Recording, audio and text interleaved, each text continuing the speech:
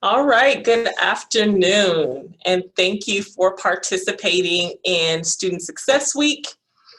Today, I would like to do a presentation on 10 best practices on how to become successful in online classes in lieu of everything that's going on with the pandemic. A lot of instruction has moved to online.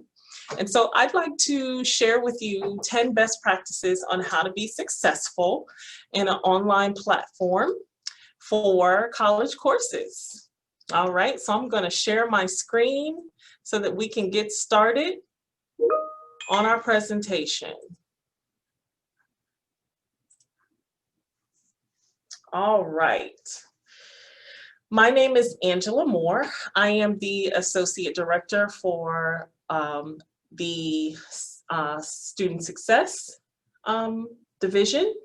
And today I'm going to be presenting on 10 best practices on how to become successful in online classes.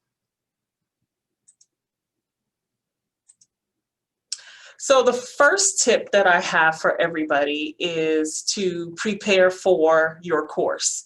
And what do I mean about preparing for your course?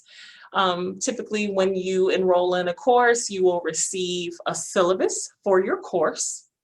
And so I recommend that you take a look in your syllabus, look for course materials that you're going to need for that course. Look at the dates that the course starts and the dates that the course ends, and then just kind of review your assignments and jot down some questions that you might have regarding your assignments so that when you go over your syllabus with your instructor, that they will be able to ad-lib and delineate on questions that you may have on specific assignments, office hours, contact information, things that you will need for the course, books, and things of that nature.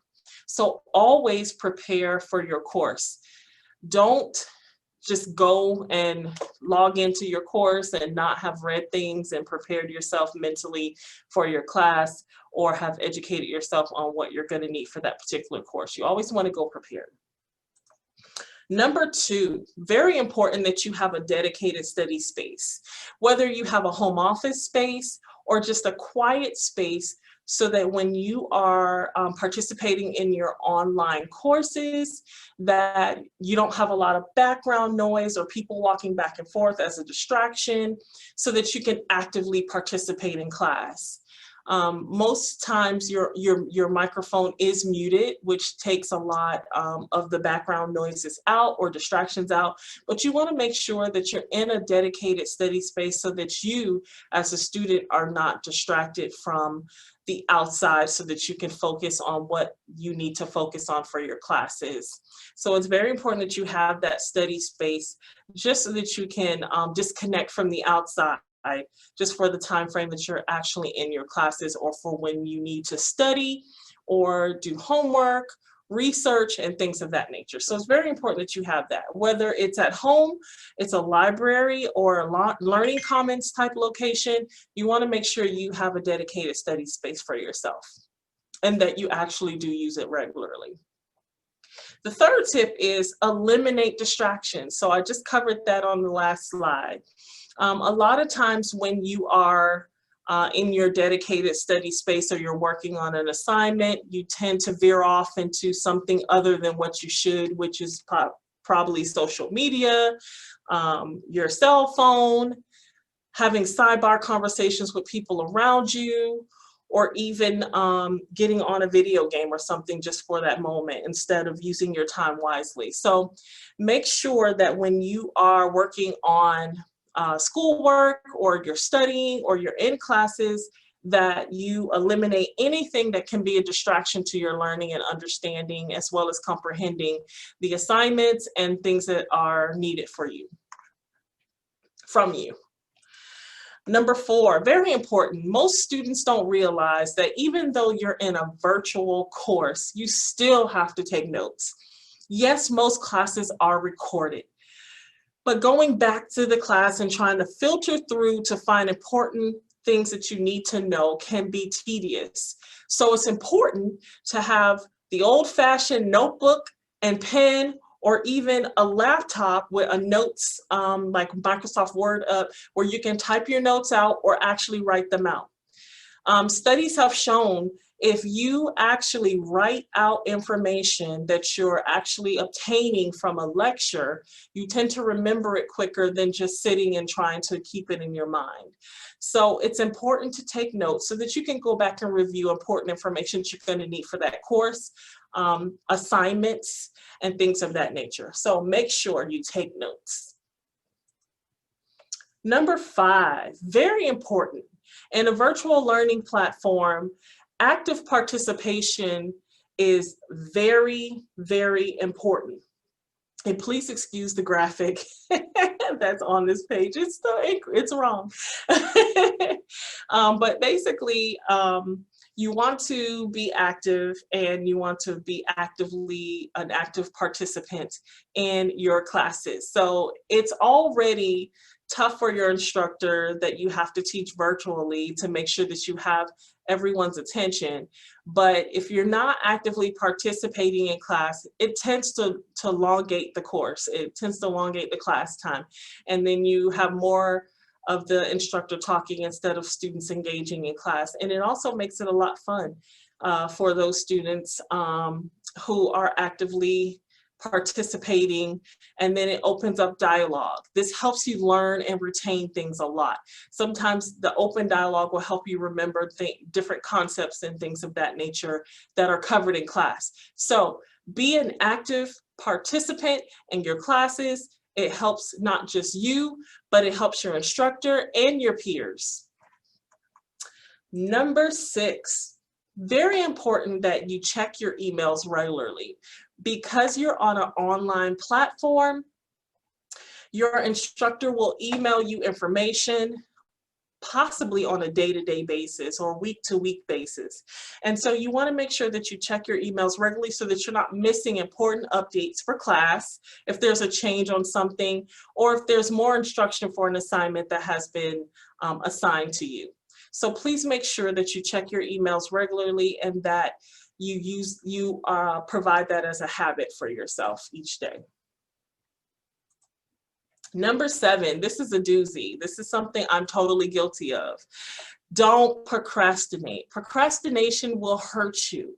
It will not help you. I don't care what people tell you. If you procrastinate, you're not going to be successful. And the longer you wait, as this picture says, the longer you wait, the worse it gets. So basically, if you say, oh, well, I have an assignment due next Tuesday, I'll start on it tomorrow. And then tomorrow comes and you say, well, I'll do it the next day, and then the next day, and then the next day. And then before you know it, it's Monday at 4 o'clock in the afternoon, and you're scrambling to get it done before 11:59 p.m. on your due date for Tuesday. So please, make sure that you do not procrastinate when it comes to assignments. Be proactive, do your research, find your resources, and be successful in things that you need to do as far as your assignment. This will also allow you to get the necessary tutoring you may need, the necessary help that you may need to write a paper. You may need someone to sit down with you and coach you on that. And so if you start early, then you have enough time to go through those different processes. So please don't procrastinate. Number 8, so let's say you're falling behind. Reach out and get help. Your instructors, your professors, they're there to help you. And so if you feel that you're falling behind in an assignment, don't suffer in silence. Reach out for help. Because if you don't reach out for help, then it's going to hurt you. And then it's going to place you behind, and possibly you may have to either A, drop a course, or B, you may not pass the class and have to retake it. And so in order to eliminate those 2 negative options, you want to make sure that you reach out to your instructor or your professor when you are falling behind. Hopefully, you all will not do that. Number 9, really important that you have regular meetings with your success coach and your faculty advisor. Your success coach can help you create and clarify your educational goals, assist you with selecting your courses, help you with course registration. They can also be a resource to different things here on campus. They can refer you to different places here on campus. They also can talk to you about the different policies here at the university that you may not understand, and also help you develop a plan for your academics. So please make sure that you're meeting with your success coach and faculty advisors on the regular, okay? Very important. And number 10, last and certainly not least, you want to make sure that you utilize the CAVE. What's the CAVE, Miss Angela? The CAVE is the Center for Academic Vision and Excellence. And it's a beautiful, beautiful location here on campus that can help you with getting peer tutoring, peer assistant learning, which is called PAL coaching, supplemental instruction, academic services, and support. So please make sure you stop in and visit the CAVE and talk to one of the representatives there who can help you understand the services that we offer here at St. Leo University at the CAVE. Also, stop in and say hello. My office is located in the CAVE, and we're here to help assist you at any time. Now, go and be great. Who's awesome? You're awesome. You guys will do just fine. It's National Student Success Week, at least I call it national. We'll say it's Student Success Week here at St. Leo. But I just wanted you guys to get some tips and tricks to help you be successful in taking online classes and let you know that you're great, you're awesome, and you can do this. Thank you.